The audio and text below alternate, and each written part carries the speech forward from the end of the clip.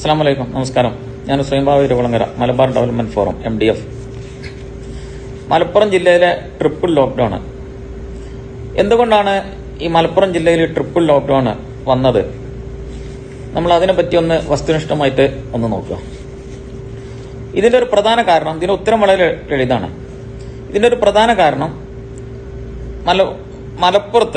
മലപ്പുറം ജില്ലയില് ആതുര സേവന രംഗത്ത്, അതായത് ഹെൽത്തില് സൗകര്യങ്ങൾ മറ്റുള്ള ജില്ലകളെ അപേക്ഷിച്ച് വളരെ കുറവാണ്.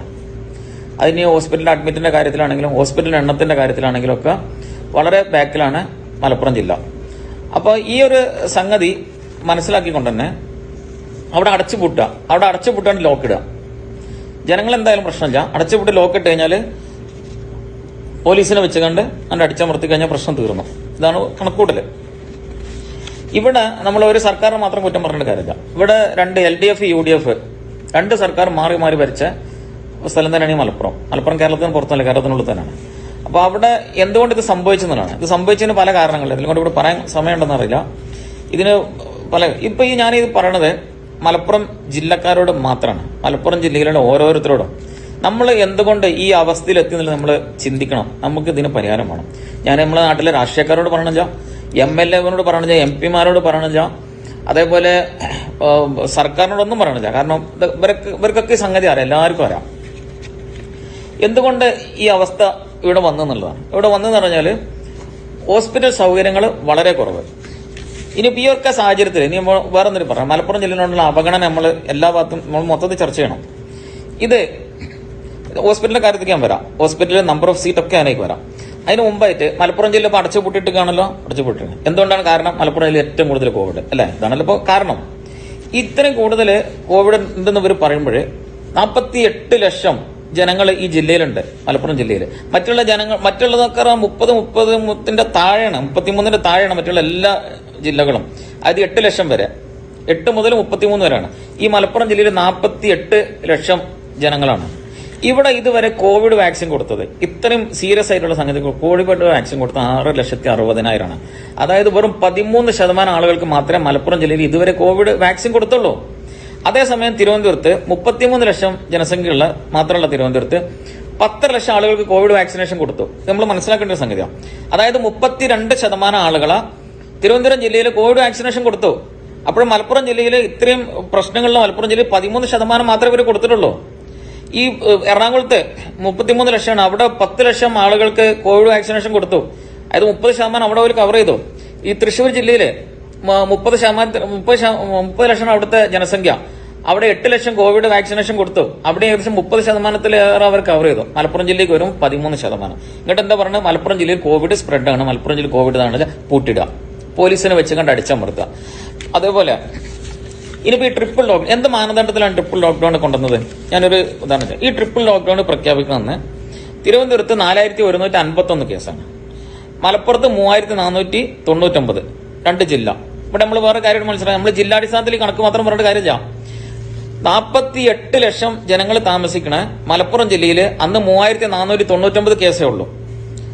വെറും 33 ലക്ഷം ജനങ്ങളുള്ള തിരുവനന്തപുരത്ത് 4151 കേസ് ഉണ്ടായിട്ടും, അതായത് മലപ്പുറത്തിന്റെ റേഷ്യോ നോക്കുമ്പോൾ ഡബിള്, അതായത് 0.7% ജനങ്ങളെ റേഷ്യോ വെച്ച് നോക്കുമ്പോൾ മലപ്പുറത്ത് അന്ന് കോവിഡ് 0.13% ആണ് തിരുവനന്തപുരത്ത്. അതായത് മലപ്പുറം ജില്ലേന്റെ ഡബിള് തിരുവനന്തപുരത്ത് ഉണ്ടായിട്ടും അവിടെ ലോക്ക്ഡൌൺ ഇല്ല, അവിടെ ട്രിപ്പിൾ ലോക്ക്ഡൌൺ ഇല്ല. അവിടുത്തെ ലോക്ക്ഡൌൺ എടുത്ത് ഒഴിവാക്കി. അപ്പൊ എന്തുകൊണ്ട്? കാരണം അവിടെ ചികിത്സിക്കാനുള്ള സൗകര്യമുണ്ട്. അവിടെ ആളുകൾ രോഗം പിടിച്ചു കഴിഞ്ഞാൽ ചികിത്സിക്കാനുള്ള സംവിധാനമുണ്ട്. മലപ്പുറം ജില്ലയ്ക്ക് വരുമ്പോൾ ഹോസ്പിറ്റലുകൾ കുറവാണ്, ബെഡുകൾ കുറവാണ്, എല്ലാ സംവിധാനങ്ങളും കുറവാണ്. ഒക്കെ സ്വകാര്യ മേഖലകളാണ് ഹോസ്പിറ്റലുകളൊക്കെ, സർക്കാർ മേഖലയിൽ ഇല്ല. അപ്പൊ ഇതെന്തുകൊണ്ട് സംഭവിച്ചു? ഇതാണ് ആദ്യം നമ്മൾ, അതായത് എല്ലാ മലപ്പുറം ജില്ലക്കാർ ഇത് പഠിക്കണം. അതിൽ രാഷ്ട്രീയം നോക്കണ്ട, മതം നോക്കണ്ട, ജാതി നോക്കണ്ട, ഒന്നും നോക്കണ്ട. അത് മൊത്തത്തിൽ ബാധിക്കേണ്ട ഒരു വിഷയമാണ്. ഇനി ഞാൻ ഹോസ്പിറ്റലിന്റെ കണക്ക് വരാം, അല്ലെങ്കിൽ ഹോസ്പിറ്റലിന്റെ ബെഡിന്റെ കണക്ക് വരാം, ഈസിയാണ്. അതായത് മലപ്പുറം ജില്ലയിൽ എത്ര പറഞ്ഞ 48 ലക്ഷം, ഏകദേശം 48 ലക്ഷം ജനങ്ങളാണ്. ഇതിപ്പോ ഇതിന്റെ വെബ്സൈറ്റ് ഒന്ന് കിട്ടിയത് 2 വർഷം മുമ്പത്തെ കണക്കാണ്. അതിന് ശേഷം മലപ്പുറം ജില്ലയിൽ ഹോസ്പിറ്റൽ കൂടിയിട്ടില്ല, സീറ്റുകളൊന്നും കൂടിയിട്ടില്ല. ഇനി വേറെയുള്ള ജില്ലകൾ കൂടിയെന്നുള്ള അറിയില്ല. അപ്പൊ അതിന്റെ വസ്തുനിഷ്ഠമായിട്ടുള്ള കണക്ക് തരാം. ഈ മലപ്പുറം ജില്ലയില് 1917 ആൾക്ക് വെച്ച് ഒരാൾക്കാണ് ഒരു ബെഡുള്ള, അഡ്മിറ്റുള്ള ബെഡുള്ള. അതായത് റേഷ്യോ 1917 ആണ്. അതിന്റെ കാരണം മലപ്പുറം ജില്ലയിൽ 2500 ചില്ല ബെഡ് ഇതുവരെ ബെഡ് സ്ട്രെങ്ത് ഉള്ളൂ ഹോസ്പിറ്റലിൽ കിടത്തി ചികിത്സക്കുള്ള. 48 ലക്ഷം ജനങ്ങളാണ് മലപ്പുറം ജില്ലയിൽ നോക്കണം. 33 ലക്ഷം ജനങ്ങളുള്ള തിരുവനന്തപുരം ജില്ല 2ാം സ്ഥാനത്ത് നിൽക്കുന്ന തിരുവനന്തപുരം ജില്ലയിൽ 4900 അതിലധികം ബെഡ് സ്പേസ് ഉണ്ട്, ബെഡ് സ്ട്രെങ്ത് ഉണ്ട് അവിടെ.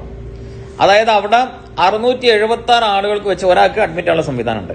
മലപ്പുറത്തേക്ക് വരുമ്പോൾ 1917. ഇനി ഈ 33% എറണാകുളത്ത് തന്നെയാണ് അവസ്ഥ. അവിടെ 4600 ചില സീറ്റ് ഉണ്ട്.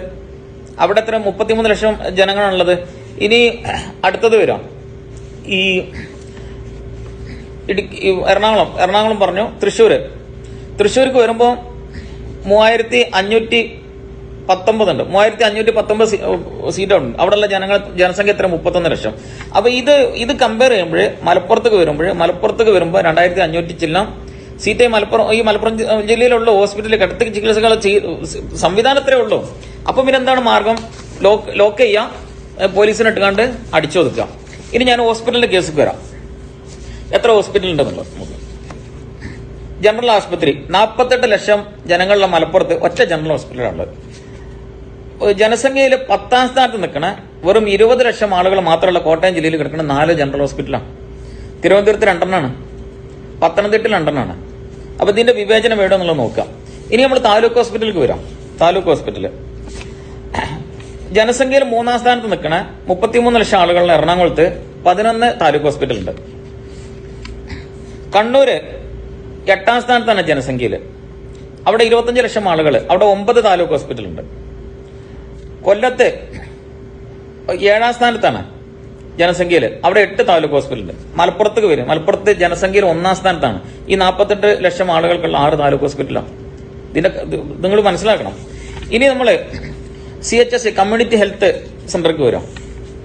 കമ്മ്യൂണിറ്റി ഹെൽത്ത് സെന്റർക്ക് വരുമ്പോൾ ഈ ജനസംഖ്യയിൽ 4ാം സ്ഥാനത്ത് നിൽക്കണ തൃശ്ശൂരിന് 24 ആശുപത്രി ഉണ്ട്. 2ാം സ്ഥാനത്ത് നിൽക്കണ തിരുവനന്തപുരത്തിന് 23 ഹോസ്പിറ്റൽ ഉണ്ട്. എറണാകുളത്തിന് 23 ഹോസ്പിറ്റൽ. അപ്പോഴും 1ാം സ്ഥാനത്ത് 48 ലക്ഷമായിട്ട് നിൽക്കുന്ന മലപ്പുറം ജില്ലക്ക് വെറും 19 താലൂക്ക് ഹോസ്പിറ്റലുള്ളത്. അല്ല, CHS കമ്മ്യൂണിറ്റി ഹെൽത്ത് സെന്റർ. ഇനി നമ്മൾ 24 അവേഴ്സ് വർക്ക് ചെയ്യണ PHS പ്രൈമറി ഹെൽത്ത് സെന്റർ നോക്കാം. അത് ജനസംഖ്യയിൽ 3ാം സ്ഥാനത്ത് നിൽക്കുന്ന എറണാകുളത്തിന് 33 ഉണ്ട് 24 അവേഴ്സ് വർക്ക് ചെയ്യണത്. അത് മലപ്പുറത്തേക്ക് വരുമ്പോൾ എത്രയേ ഉള്ളൂ? 19 ഉള്ളൂ. ഇതന്നെയാണ് വിവേചനം. ഇനി സാധാരണ പ്രൈമറി ഹെൽത്ത് സെന്റർ പകല് പ്രവർത്തിക്കുന്നത് ജനസംഖ്യയിൽ 8ാം സ്ഥാനത്ത് നിൽക്കുന്ന കണ്ണൂരിന് 70 അപ്പോൾ ഈ 1ാം സ്ഥാനത്ത് നിൽക്കുന്ന മലപ്പുറത്തിനുള്ളത് 65 അത്രേ ഉള്ളൂ. ഇനി ഇങ്ങനെ വന്നിട്ട് വളരെ പ്രധാനപ്പെട്ട ഒരു ഇതാണ് കുട്ടികളെയും, അതായത് സ്ത്രീകളെയും കുട്ടികളും ഹോസ്പിറ്റല്. മലപ്പുറം ജില്ലക്ക് ഒറ്റൊന്നുമില്ല. അതായത് സ്ത്രീകൾക്കും കുട്ടികൾക്കും ഒരു പരിഗണനയും മലപ്പുറം ജില്ലയിൽ കൊടുത്തിട്ട് ഞാൻ നടത്താം. ഈ കുട്ടികളിൽ ഏറ്റവും കൂടുതൽ ഡിസേബിലിറ്റി വരുന്നത് മലപ്പുറം ജില്ലയിലാണ്.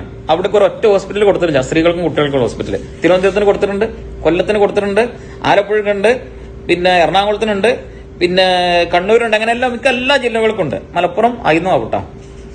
പിന്നെ മെന്റൽ ഹോസ്പിറ്റൽ അത് പിന്നെ മലപ്പുറത്തിന് വേണ്ട. മലപ്പുറത്ത് പിന്നെ ഭ്രാന്തന്മാരെ ചേർത്തുകൊണ്ട് പിന്നെ ആ പ്രശ്നമില്ല. അത് പിന്നെ തിരുവനന്തപുരത്തും അവിടെ ഇവിടെ കയറി പോയിട്ടുണ്ട്. പിന്നെ അത് കഴിഞ്ഞ് സ്പെഷ്യാലിറ്റി ഹോസ്പിറ്റല് മലപ്പുറം ജില്ലക്ക് ഒറ്റൊന്നുമില്ല. നേരെ മറിച്ച് തിരുവനന്തപുരത്തിനുണ്ട്, ആലപ്പുഴക്കുണ്ട്, കോട്ടയത്തിനുണ്ട്, അവർക്കൊക്കെ ഉണ്ട്. അപ്പൊ എന്താ പറയുക, ഇതൊരു സത്യാവസ്ഥയാണ്. ഇതാണ് ഇതിന്റെ യഥാർത്ഥ പ്രശ്നം. അതായത് മലപ്പുറം ജില്ലയിൽ ശരിക്കും ഇതിന് എന്തില്ല, ചികിത്സിക്കാനുള്ള സംവിധാനം വളരെ കുറവാണ്. 48 ലക്ഷം ജനങ്ങളുള്ള ഈ ജനസംഖ്യ ആനുപാതത്തില് മലപ്പുറത്ത് അതിനുള്ള സൗകര്യമില്ല. ഇതാണ് നമ്മൾ പഠിക്കേണ്ട സംഗതി. ഇത് നമ്മൾ പോയ ബസ്സിനെ കൈയണിച്ചിട്ട് കാര്യമില്ല. നമ്മൾ ഇനി ആരെ കുറ്റം പറഞ്ഞ കാര്യമില്ല. ഇനിയെങ്കിലും നമുക്ക് ഇതിൽ എന്ത് ചെയ്യാൻ പറ്റും എന്നുള്ളത് നമ്മൾ എല്ലാവരും കൂടി ശരിക്ക് നമ്മളെ എല്ലാവരെ കൊണ്ടും കഴിയണ മേഖലകൾക്ക് ഇത് ചെയ്യണം. പിന്നെ മൂന്നാമത്തെ കേസ് പോലീസ്. ഇപ്പൊ മലപ്പുറം ജില്ലയിൽ ഈ ഒരു പ്രശ്നത്തിന് മൂടി വെക്കാൻ പോലീസിനെ വെച്ചുകൊണ്ട് അവിടെ അടിച്ചമർത്തുക എന്നുള്ളൊരു പരിപാടിയാണ് നടക്കുന്നത്. അപ്പോൾ ലോക്ക്ഡൌൺ തീർച്ചയായും എല്ലാവരും അത് അനുസരിക്കണം.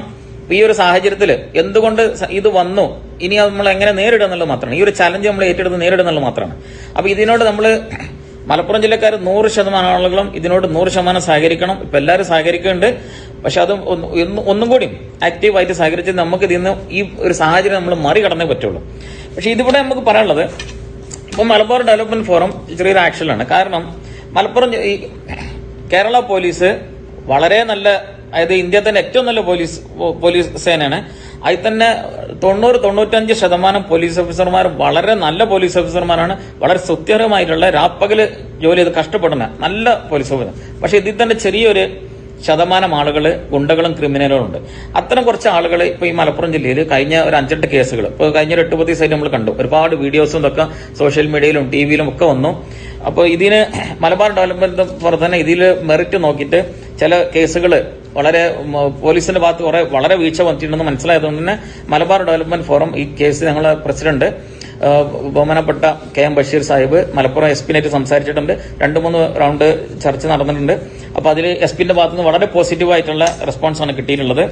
പിന്നെ അപ്പൊ ഇത്തരം പോലീസ് ഓഫീസർമാരെ നരനായാട്ട് അത് നിയന്ത്രിച്ചേ പറ്റുള്ളൂ. അത് നിയന്ത്രിക്കൽ നിർബന്ധമാണ്. അതല്ലാണ്ട് ഇത് കേരള പോലീസിന് മൊത്തത്തിൽ നാണക്കേടാവും, നല്ല പോലീസ് ഓഫീസർമാർക്ക് മുഴുവൻ അത് നാണക്കേടാവും. കാരണം കുറച്ച് ക്രിമിനൽ മെന്റാലിറ്റി ഉള്ള കുറച്ച് പോലീസ് ഓഫീസർമാരുണ്ട്. എന്തുകൊണ്ടത് മലപ്പുറം ജില്ലയിൽ മാത്രം ഇറങ്ങി എന്നുള്ളത് അറിയില്ല. അതല്ല ഇനിയിപ്പോ ഇവർ ഈ സാഹചര്യം മുതലാക്കിക്കൊണ്ട് അക്രമം അഴിച്ചു വിട്ടാണെന്ന് അറിയില്ല. എന്തായാലും അത്തരം കാര്യങ്ങൾ നിയന്ത്രിക്കൽ വളരെ നിർബന്ധമാണ്. ഇപ്പൊ മലബാർ ഡെവലപ്മെന്റ് ഫോറം നമ്മള് ബഹുമാനപ്പെട്ട ബഷീർ സാഹിബ് ശക്തമായിട്ട് ഈ കാര്യത്തിൽ ഇറങ്ങിയിട്ടുണ്ട്. ഉന്നത തലത്തിലൊക്കെ വീഡിയോ സഹിതം അതിന്റെ പരാതികൾ കൊടുത്തിട്ടുണ്ട്. പിന്നെ അതിൽ അന്വേഷണം ഉണ്ടാവുന്നതാണ് നമ്മൾ മനസ്സിലാക്കണം. അന്വേഷണം ഉണ്ടാവും, അതിൽ ആക്ഷൻ ഉണ്ടാവും എന്നാണ് നമുക്ക് കിട്ടിയ വിവരം. പിന്നെ ഇത്തരം കേസുകൾ ഇനി ആവർത്തിക്കപ്പെടുകയാണെന്നുണ്ടെങ്കിൽ ജനങ്ങൾ നെഞ്ചത്തേക്ക് കുതിര കയറുന്നുണ്ടെന്നുണ്ടെങ്കിൽ അതിന് ലീഗൽ ഒരു മലബാർ ഡെവലപ്മെന്റ് ഫോറത്തിന്റെ ലീഗൽ സെല്ലുണ്ട്. അപ്പോ അത് ഇത്തരം കേസുകൾ പിന്നെ അത്തരം പോലീസ് ഓഫീസർമാരെ നേരക്ക്, അതായത് പോലീസ് സേനക്കല്ല, അത്തരം പോലീസ് ഓഫീസർമാരെ ക്രിമിനൽ മെന്റാലിറ്റി വെച്ചിട്ട് അത് ടേക്കപ്പ് ചെയ്യാന്നുള്ള ഒരു തീരുമാനത്തിലാണ് MDF ഉള്ളത്. അപ്പൊ അത്തരം കേസുകൾ ഉണ്ടെന്നുണ്ടെങ്കിൽ തീർച്ചയായിട്ടും അത് ടേക്കപ്പ് ചെയ്യുന്നതും കൂടിയും നമ്മളെ ജില്ലയിലുള്ള എല്ലാവരും, അതിന്റെ അർത്ഥം പോലീസിന്റെ നേരക്ക് മെക്കിട്ട് കാണുന്നില്ല. പോലീസ് പറഞ്ഞത് അനുസരിക്കണം. പോലീസ് വർക്ക് ചെയ്യണത് നമുക്ക് വേണ്ടിയിട്ടാണ്. പക്ഷെ ഇത്തരം പോലീസുകാർ അനാവശ്യമായിട്ട് എന്തെങ്കിലും ചെയ്യണമെന്നുണ്ടെങ്കിൽ അത് മലബാർ ഡെവലപ്മെന്റ് ഫോറം അത് ടേക്കപ്പ് ചെയ്യുന്നുള്ളത് നമ്മളെ പ്രസിഡന്റ് നമ്മൾ അറിയിച്ചിട്ടുണ്ട്. പിന്നെ അങ്ങനത്തെ ഒരു തീരുമാനം തന്നെയാണ് എടുത്തിട്ടുള്ളത്. അപ്പൊ എല്ലാവരും ഈ കോവിഡ് പ്രോട്ടോകോളിനോട് അനുകൂലിച്ച് പോലീസിനോട് സഹകരിച്ച് ഹെൽത്തിനോട് സഹകരിച്ച് എല്ലാവരും മുന്നോട്ട് പോവുക. അതേസമയം തന്നെ ഇത്തരം ഈ വീഴ്ചകൾ പറ്റിയത്, അതായത് ഈ നമ്മുടെ ജില്ലയുടെ, ഞാനൊരു കാര്യം പറയാൻ മറന്നുപോയി, മലപ്പുറം ജില്ലയിൽ നിന്നാണ് ഏറ്റവും കൂടുതൽ റവന്യൂ ടാക്സ് കേരള സർക്കാരിന് പോണത്. എന്നിട്ട് ആ മലപ്പുറത്തിനോടാണ് ഈ വിവേചനം കാണിച്ചിട്ടുള്ളത്. അപ്പൊ ഇപ്പൊ നമുക്ക് വലിയൊരു പ്രതീക്ഷ ഉള്ളത് നമ്മൾ ആരോഗ്യമന്ത്രി വീണയിലാണ്. അപ്പോൾ ആരോഗ്യമന്ത്രി ബഹുമാനപ്പെട്ട വീണ ഇത്തരം കാര്യങ്ങളിലേക്ക് ശ്രദ്ധിക്കും എന്നുള്ളതാണ് നമുക്ക് കിട്ടിയ ഇൻഫോർമേഷൻസും. അത് മാത്രമല്ല മലപ്പുറം ജില്ല ഈ ആരോഗ്യ മേഖലയിൽ ഒരുപാട് ഉഷാറാണ്ടതുണ്ട്. കാരണം ഈ വീഴ്ചകൾ, അതായത് ഈ കുറഞ്ഞ കാര്യങ്ങളൊക്കെ നികത്തേണ്ടതുണ്ട്. അത് ഗ്രാജുവലായിട്ട് ഈ സർക്കാർ നികത്തുന്നതിന് നമുക്ക് പ്രത്യാശിക്കാം. അപ്പൊ എല്ലാവരോടും താങ്ക് യു വെരി മച്ച്.